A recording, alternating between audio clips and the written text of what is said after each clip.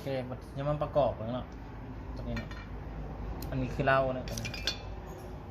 เหล้าเลยตรงนี้อัดนี่จะเป็นไม้เนาะไม้อัดเนี่ยแน่ๆมือหัวประมาณนี้ซุปใส่นี่เนาะที่ประกอบใส่นี่เลยได้ประมาณนี้โอเคเดี๋ยวมาประกอบเนาะ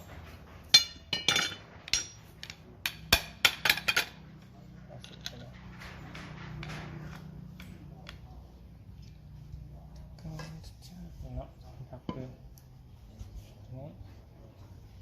ใส่เลยกดเข้าไปเลย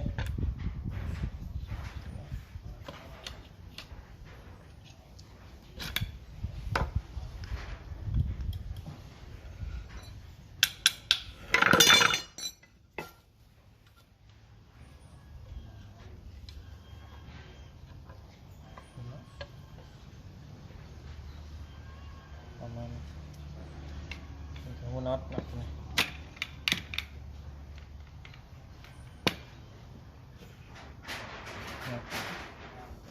น็อตซิปมาตัวนี้จับน็อตนะพันเข้าไปให้มันแหนเนาะ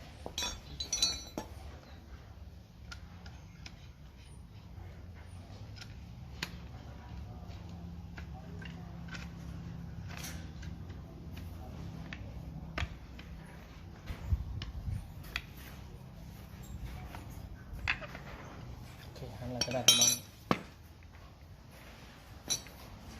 โอเคมาลองกันนะเอาเข่าได้เลยมาลองกันได้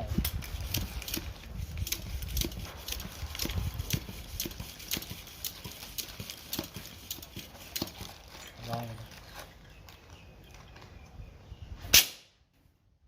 โอเคคอนแตกได้อาจจะได้แล้วแหละจะเป็นยัง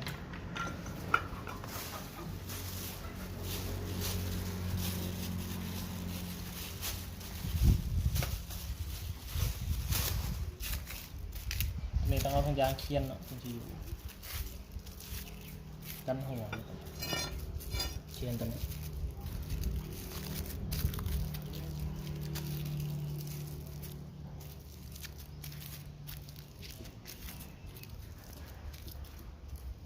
ชิมหวานผิวนะ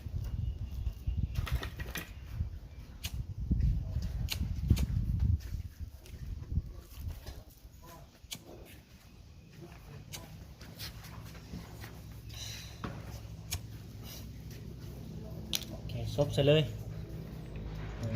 ซบตัวนี้ใส่เลย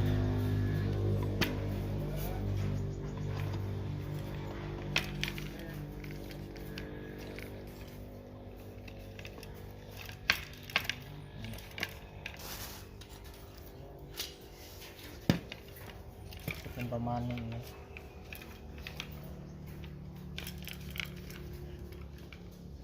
ต่อไปนั่นนะ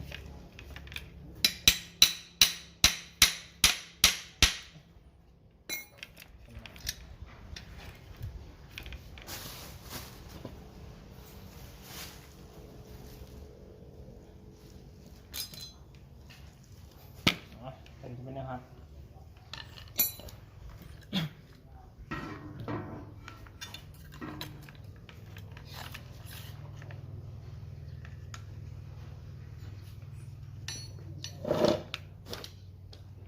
ประมาณนี้ตัวนี้ก็หักอยู่นี่นะ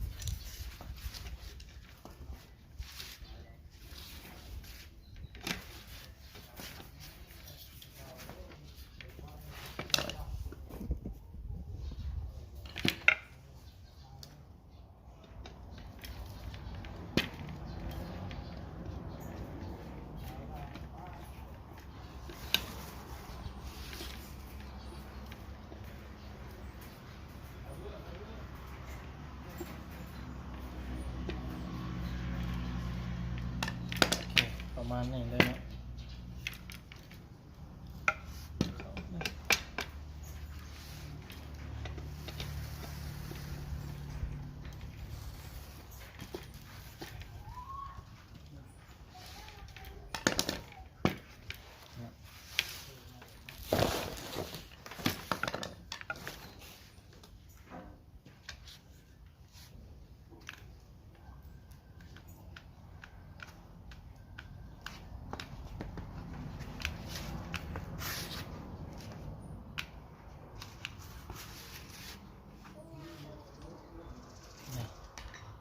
โอเคแล้วเนาะเดี๋ยวมาลองกัน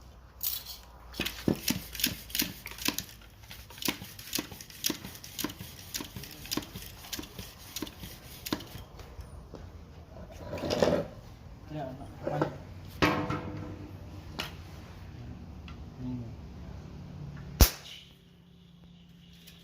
โอเคเนาะเดี๋ยวคลิปต่อไปสิเห็นยิงมาลองยิงเบิ่งเนาะคลิปต่อไปโอเค